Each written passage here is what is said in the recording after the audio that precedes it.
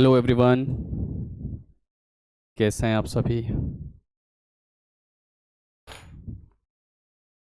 Very good evening. चलिए शुरू करते हैं आज की क्लास। और आज की क्लास में ये रहा आपका पहला क्वेश्चन। हम लोग 1000 क्वेश्चन की सीरीज़ कंटिन्यू कर रहे हैं, ठीक है। और इसमें हम काफ़ी क्वेश्चन कर चुके हैं, है ना। मैंने एक पेपर भी लिया था बीच में। चलिए यहाँ से शुरू करते हैं और बताइए इसका सही जवाब क्या होगा।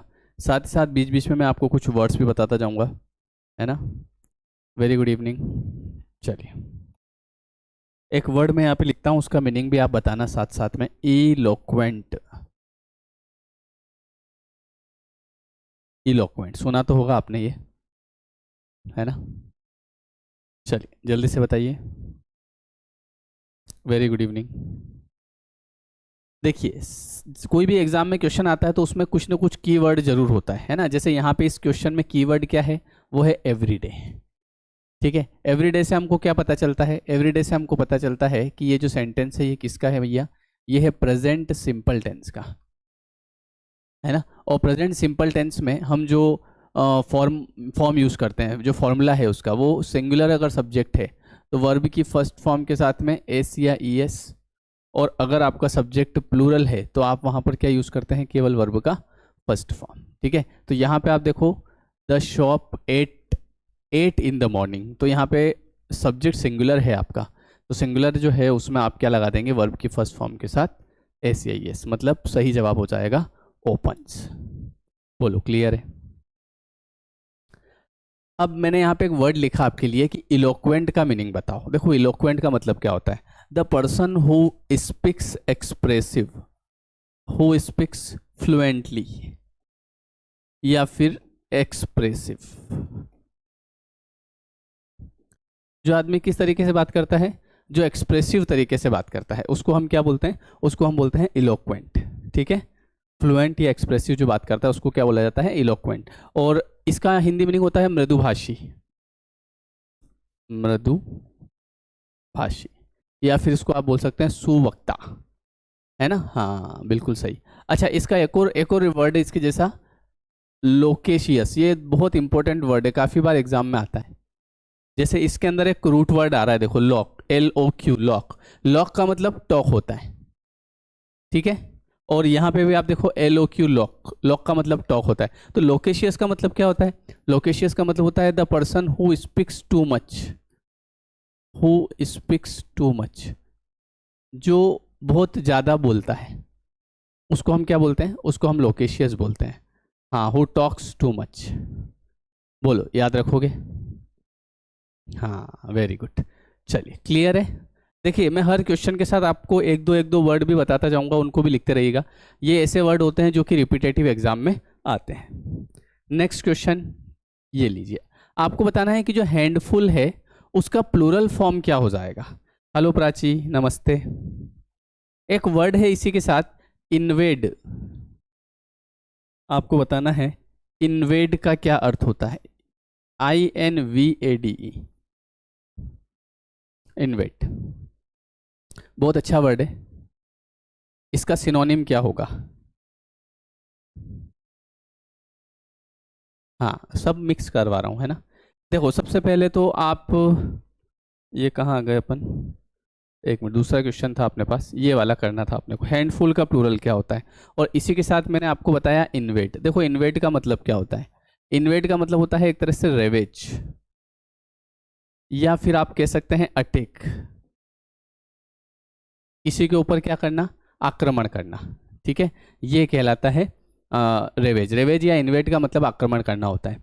यहाँ पर आपसे पूछा जा रहा है कि हैंडफुल का प्लूरल फॉर्म क्या होगा। तो देखो हैंडफुल जो है इसका जो प्लूरल फॉर्म होगा ना, वो होगा हैंडफुल्स, ए वाला। ये एग्जाम में पूछा हुआ क्वेश्चन है, इसमें केवल एस लग जाता है हैंडफुल में, ठीक है। हाँ, और जैसे कुछ वर्ड होते हैं, जैसे मैं आपसे पूछूं ड्वार्फ का प्लूरल फॉर्म क्या होगा? DWARF, dwarf. बता सकते हैं आप ड्वार्फ का प्लूरल फॉर्म क्या होगा? तो देखो ड्वार्फ का जो प्लूरल फॉर्म होगा वो मैं आपको दो ऑप्शन देता हूँ, DWARVES या DWARFS।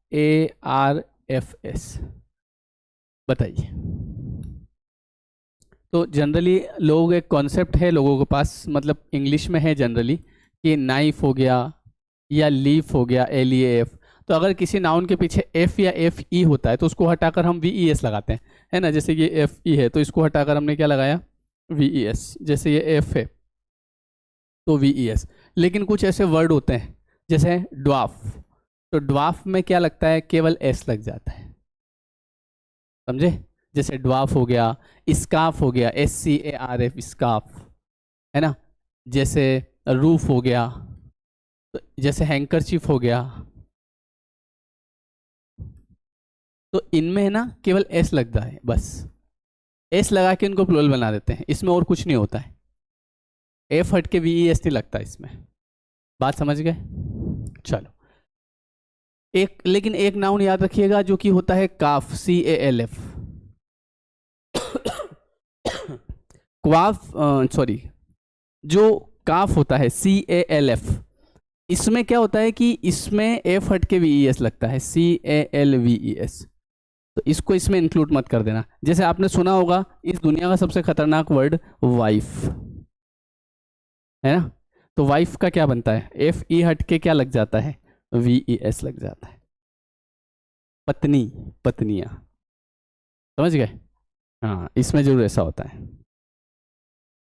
बोलो, याद रखोगे। चलिए, तो ये हैंडफुल का जो प्लूरल फॉर्म होगा ये क्या होगा, हैंडफुल्स होगा। चलो आगे बढ़ा दें। नेक्स्ट क्वेश्चन बहुत अच्छा है। आपको बताना है कि यहाँ पर ये कौन सी एडवर्ब है। एडवर्ब कई प्रकार की होती है। एडवर्ब ऑफ टाइम होता है, एडवर्ब ऑफ फ्रिक्वेंसी होता है, एडवर्ब ऑफ मैनर होता है ना। आपको पता ही होगा एडवर्ब क्या होती है सबसे पहले तो। चलो आप इसका आंसर दो, फिर मैं आपको एडवर्ब भी बताता हूँ कि एडवर्ब क्या होता है। देखो मैंने यहाँ पे एक सेंटेंस लिखा। सबसे पहले तो एडवर्ब होता क्या है। एडवर्ब जो कि वर्ब की विशेषता बताता है, मतलब जो किसी वर्ब की विशेषता बताता है। जैसे मैंने यहाँ पे लिखा कि राहुल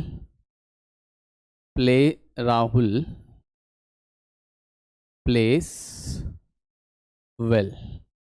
तो यहाँ पे ये जो प्ले है ना, ये वर्ब है, इसकी विशेषता कौन बता रहा है, इसकी विशेषता ये वेल बता रहा है। तो ये जो वेल है ये क्या कहलाएगा आपका, ये कहलाएगा एडवर्ब। अच्छा, इसको कौन सा एडवर्ब बोलेंगे, तो राहुल खेलता बढ़िया है, खेलने का तरीका कैसा है, बोले बढ़िया, इसको हम बोलेंगे एडवर्ब ऑफ मैनर, ऐसा, है ना। एक तो फिर एक एडवर्ब जो होता है ना वो किसी एडजेक्टिव की भी विशेषता बताता है। जैसे श्याम इज वेरी इंटेलिजेंट, पता ही है आपको, तो क्या बताएं। तो इसमें इंटेलिजेंट क्या है, एडजेक्टिव, क्योंकि ये किसकी विशेषता बता रहा है, श्याम की। जो नाउन की विशेषता बताता है वो एडजेक्टिव होता है।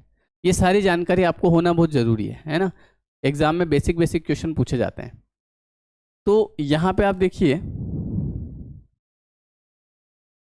एक second,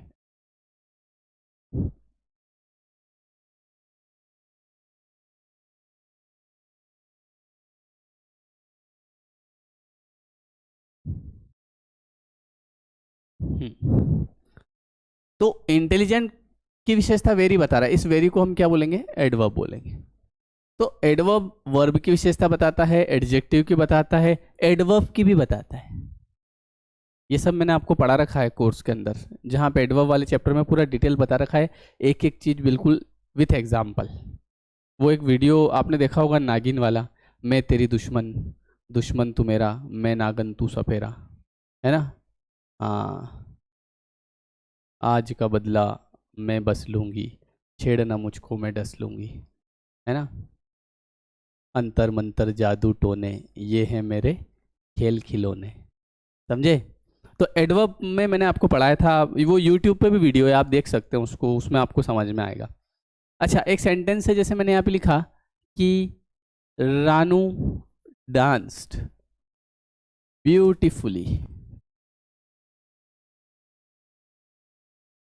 in London last night. अब मैंने एक सेंटेंस लिखा इतना बड़ा, है ना। अब इसमें देखिए, सबसे पहले तो डांस आपकी वर्ब हो गई। डांस कैसा किया, हाउ, बोले अरे बहुत ही ब्यूटीफुली, जोरदार, एक नंबर। तो इसको हम बोलेंगे एडवर्ब ऑफ मैनर। फिर दूसरा, लंदन मतलब वेयर, कहाँ पे किया? भाई किया तो डांस ही ना, तो डांस कहाँ पे किया? बोले वहाँ लंदन में किया। तो अच्छा ये वेयर मतलब ये हो गया एडवर्ब ऑफ प्लेस। कब किया भाई साहब? बोले लास्ट नाइट किया। तो लास्ट नाइट हो गया व्हेन, कब? तो इसको बोलेंगे एडवर्ब ऑफ टाइम। तो इस तरीके से adverb of manner, adverb of place, adverb of time, adverb of frequency भी होता है। अब यहाँ पे आपसे पूछा है कि often, often goes to the cinema, वो अक्सर सिनेमा जाती है ना, अक्सर। तो ये अक्सर जो कहलाएगा आपका, ये कहलाएगा एडवर्ब ऑफ फ्रीक्वेंसी। फ्रीक्वेंसी मतलब कब जाती है? तो किसी ने बोल दिया भैया हमेशा जाती हो तो ऑलवेज,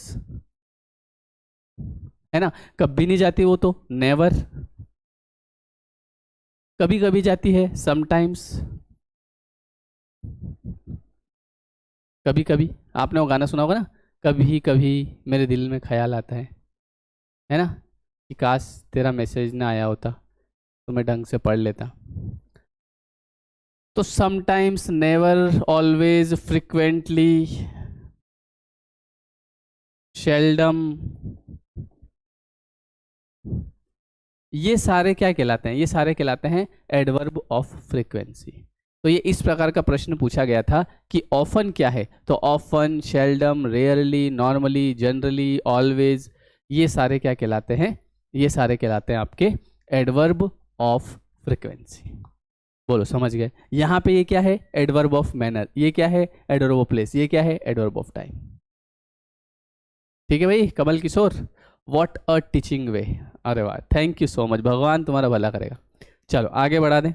अच्छा एक वर्ड और मुझे बताइए, ये आपको याद हो गया होगा अब तो सबको पक्के से, परफिडियस और क्रेड्यूलस, है ना। ये दोनों वर्ड तो नींद में भी अगर पूछ लेगा तो बता दो, जल्दी से कमेंट करके बताओ, फिर मैं अगला क्वेश्चन लेके आता हूँ।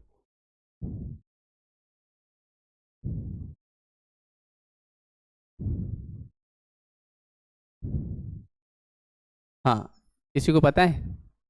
नहीं भी पता है तो उसको भी पता है, बताऊँ कैसे? परफिडियस, परफिडियस तेरा, क्रेड्यूलस चेहरा। अब बोलो, जिसको नहीं भी आता होगा वो भी बता देगा। हाँ, ऐसे मैंने कई सारे वर्ड आपको तरीके से याद रखवा रखे हैं। परफिडियस का मतलब होता है बेवफा, और क्रेड्यूलस का मतलब होता है मासूम। ठीक है, अच्छी बात है, जिसको जो नया है क्लास में वो इसको देख लेना, है ना। आगे बढ़ाते हैं।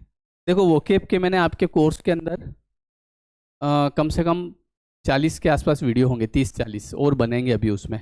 तो उनको आप, अभी आपके पास समय है चूंकि, तो उनको एक दो बार आप रिवाइज कर लेना। वैसे मैंने आपको सब रूट वर्ड से या ट्रिक से बता रखे हैं। कोई भी वीडियो अगर आप एक बार देखोगे ना तो पक्के से आपको याद हो जाएगा। तो आप सभी उन वीडियोस को कम से कम 2 बार जरूर देखें, और वीडियो मैं अभी बनाऊंगा, है ना। चलिए नेक्स्ट क्वेश्चन आपकी नज़र के सामने, बताइए कि इसमें एडवर्ब कहाँ पर है इन चारों में से? एडवर्ब कहाँ पर है?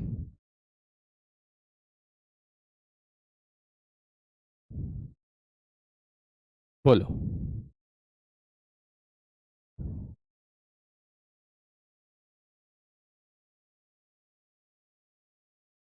हम्म, मैं बताऊं। सबसे पहले तो हमको ढूंढना क्या है? हमको इसमें ढूंढना है एडवर्ब कहाँ है। एडवर्ब, एडवर्ब, एडवर्ब, देखो यहाँ पे द तो आर्टिकल हो गया, फ्लेम आपका नाउन हो गया, स्प्रेड आपकी वर्ब हो गई, और एवरीवेयर आपका एडवर्ब हो गया। कितना आसान है। तो इसका जो सही जवाब होगा वो होगा ऑप्शन नंबर ए, कि एवरीवेयर जो है वो इसमें किसका काम कर रहा है? वो इसमें एडवर्ब का काम कर रहा है। बोलो क्लियर है?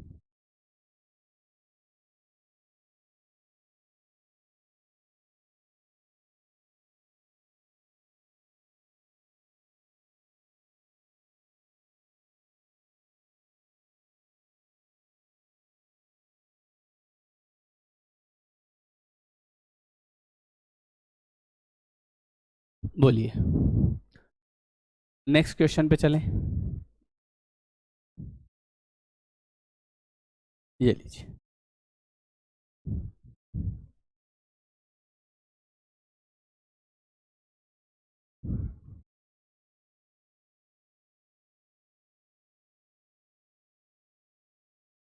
देखो जरा,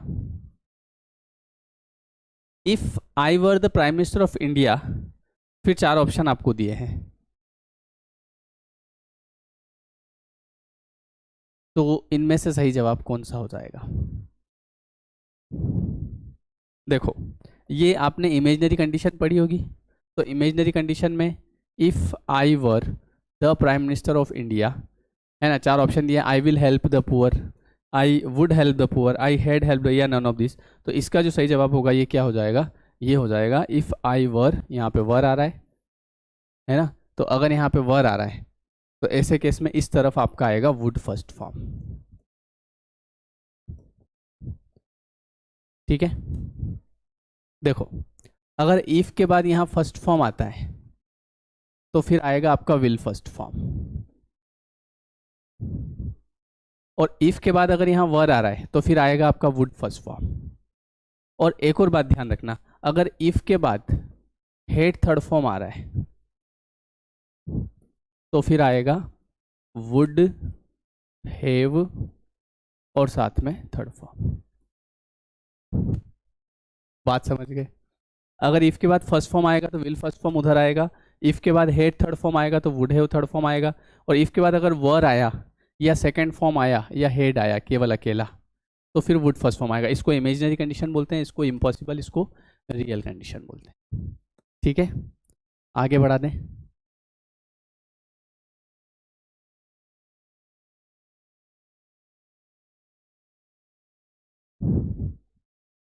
एक सेकेंड, चलिए नेक्स्ट क्वेश्चन देखते हैं।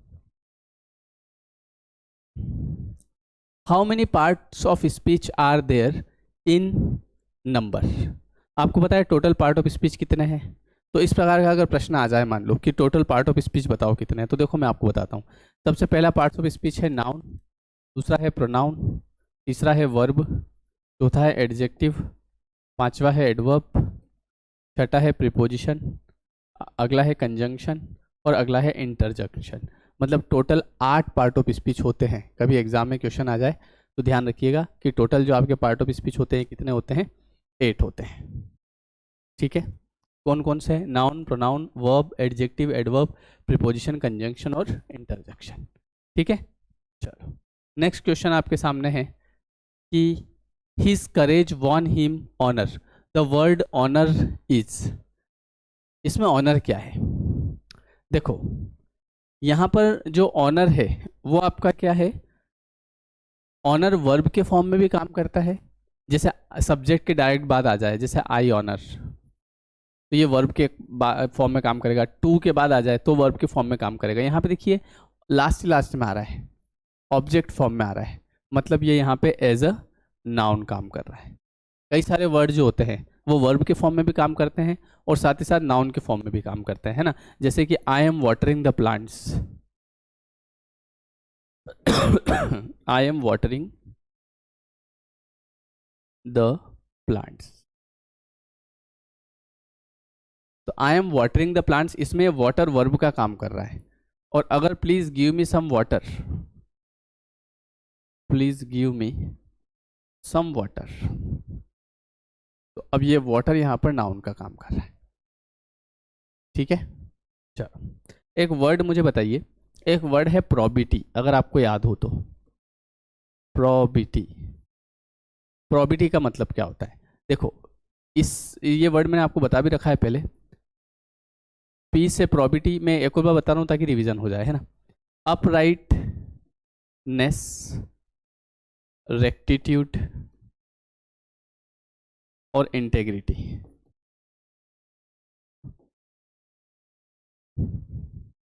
ये 4 वर्ड याद रखना। इन 4 वर्ड को याद रखना पूरी से, PURI। अमरीश पुरी नाम सुना होगा ना आपने, तो P से प्रोबिटी, U से अपराइटनेस, R से रेक्टिट्यूड, I से इंटेग्रिटी। चारों का मतलब क्या होता है? चारों का मतलब होता है ईमानदारी। बराबर। नेक्स्ट क्वेश्चन देखिएगा, फाइंड द करेक्ट सेंटेंस। आपको बताना है कि इन तीनों में, इन चारों सेंटेंस में करेक्ट सेंटेंस कौन सा है। आपने प्रोनाउन वाला चैप्टर पढ़ा होगा, है ना। हाँ, बस उसी का क्वेश्चन है। आपने ए प्रोनाउन के अंदर जो मैंने आपको टोटल 9 प्रोनाउन पढ़ाए हैं उसमें सबसे पहला pronoun personal pronoun. Personal pronoun मैंने आपको एक स्कीम बताई थी कि जब जो 2 से ज़्यादा प्रोनाउन एक साथ आते हैं, ये 1 2 3, तो उनका जनरली जो क्रम होता है वो होता है 231, मतलब 231 जनरली। अगर उसमें कोई फॉल्ट मिस्टेक हो, वर्ड उस सेंटेंस के अंदर कोई मिस्टेक हो, फॉल्ट हो, गिल्ट हो, ब्लंडर हो, तो क्रम होता है 1 2 3। लेकिन इसमें देखो कोई ऐसा कुछ नहीं है फॉल्ट मिस्टेक। अगर उस सेंटेंस में वी हो, ये सब पूरा पढ़ा रखा है मैंने, तो भी उसका क्रम क्या होता है 1 2 3। लेकिन इसमें आप देखिएगा वी भी नहीं है, कोई फॉल्ट भी नहीं है, तो इसका मतलब क्रम होगा 231। अब 231 मतलब क्या, मतलब फर्स्ट में आएगा आपका क्या, आई, मतलब फर्स्ट पर्सन आई होता है, सेकेंड पर्सन यू होता है, और थर्ड पर्सन क्या होता है, ही शी। तो 231 मतलब पहले यू, फिर ही शी, नाम जो भी ही शी या नाम आ जाए, और उसके बाद में 2 3 1 फिर आई आएगा। तो सबसे पहले देखो इसमें आएगा टॉम। अब ये टॉम तो नहीं, टॉम तो आ ही नहीं सकता क्योंकि 3 है, क्रॉस कर दो। यहाँ पे देखो फर्स्ट पर्सन है, क्रॉस कर दो, फर्स्ट पर्सन है, क्रॉस कर दो। ये 2 हो गया, ये 3 हो गया, और ये 1 हो गया, तो ये 231, 2 3 1, तो ये आपका सही जवाब हो जाएगा। बोलो बात समझ में आई कि नहीं आई? इस प्रकार से ये प्रश्न बनेगा। चलिए नेक्स्ट क्वेश्चन देखते हैं एक और। Which sentence is correct? इन चारों में से कौन सा सेंटेंस करेक्ट है? देखिए आप थोड़ा सा, अच्छा क्वेश्चन है, आप कर लेंगे आराम से। कौन सा सेंटेंस जो है वो इन चारों में से करेक्ट सेंटेंस है?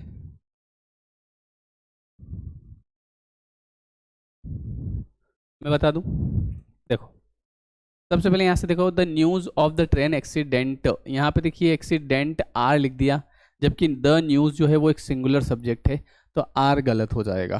The news of the train accident is shocking, the news of the train accidents हो गया, एक्सीडेंट्स कभी नहीं होता है, तो इसका सही जवाब होगा the news of the train accident is shocking, मतलब सही जवाब होगा ऑप्शन नंबर बी। ये भी एग्जाम में पूछा हुआ क्वेश्चन है। एक और क्वेश्चन है आपके सामने, फाइंड द करेक्ट सेंटेंस। इन चारों में से कौन सा सेंटेंस जो है वो करेक्ट है? He is one of those boys who are wicked, he is one of those boys who is wicked, he is one of those boy who is wicked, और he is one of those boy who are wicked. आपने concept पढ़ा होगा one of वाला, है ना? One of, one of के बाद में आने वाला जो नाउन होता है वो कैसा होता है? वो होता है प्लूरल, और जो वर्ब होती है वो कैसी होती है? वो होती है सिंगुलर। तो यहाँ पे आप देखिए वन ऑफ दोज बॉयज, सब जगह वन ऑफ दोज बॉयज, ये तो सब ठीक चल रहा है। ये यहाँ बॉय बॉय 2 जगह आ रहा है, इसको क्रॉस कर दो क्योंकि हमको चाहिए नाउन प्लूरल, 2 क्रॉस हो गए।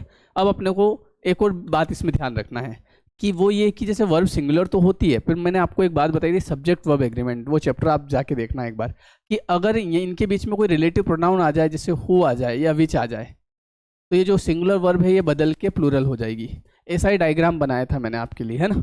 तो यहाँ पे वर्ब प्लूरल हो जाएगी हु की वजह से, तो ये वर्ब आर हो जाएगी, तो ये राइट हो जाएगा। तो सही जवाब होगा he is one of those boys who are. बोलो क्लियर है? चलिए बहुत बढ़िया। तो ये तो आपकी जैसे प्रैक्टिस हो गई, लेकिन अगर आपको चैप्टर सिस्टमेटिक तरीके से पढ़ना है, बोले सर हमको पूरी इंग्लिश जीरो से सीखना है एक एक चीज़, तो उसके लिए आप बिल्कुल लेयर 3 एजुकेशन ऐप डाउनलोड करें, है ना? और वहाँ पे अभी आप किसी भी एग्जाम की तैयारी कर रहे हैं, जैसे छत्तीसगढ़ अंग्रेजी व्याख्याता का कोर्स अभी ऑफर चल रहा है, नवरात्रि ऑफर 699 में आपको मिल जाएगा। इसके अलावा अगर आप EMRS का तैयारी कर रहे हैं तो केवल 99 अभी नवरात्रि ऑफर चल रहा है, आप इसमें ले सकते हैं। और अगर आप इंग्लिश ग्रामर किसी भी स्टेट के लिए, किसी भी एग्जाम के लिए इंग्लिश ग्रामर अगर आपको पढ़ना है, तो ये वाला कोर्स आप लीजिएगा, अभी केवल 599 में ये आपको मिलेगा। इसके अलावा जो ग्रेड 2 की तैयारी कर रहे हैं उनके लिए ग्रेड 2 प्री का, मेंस का, ग्रेड 1 प्री मेंस का पूरा कोर्स अवेलेबल है। तो आप एक बार डाउनलोड करिएगा लेयर 3 एजुकेशन, वहाँ पे आपको सब कुछ दिख जाएगा, है ना? लेयर 3 एजुकेशन ये एप्लीकेशन है, इसको आप डाउनलोड कर लीजिएगा, ठीक है? और कोई परेशानी आए तो आप इस नंबर पर व्हाट्सअप करिएगा। और जिस किसी को बुक मंगवानी है इंग्लिश ग्रामर की, ये 8 है ना, तो इस प्रकार की बुक आपको मिलेगी, ये आपके घर पहुंच जाएगी। इसमें सब कुछ बिल्कुल शुद्ध भाषा में लिखा हुआ है, हर चैप्टर के साथ प्रैक्टिस सेट है, तो ये बुक आपके लिए बहुत हेल्पफुल रहेगी, आप ये मंगवा सकते हैं, ठीक है? थैंक यू, मिलते हैं फिर नेक्स्ट वीडियो में। Thank you so much.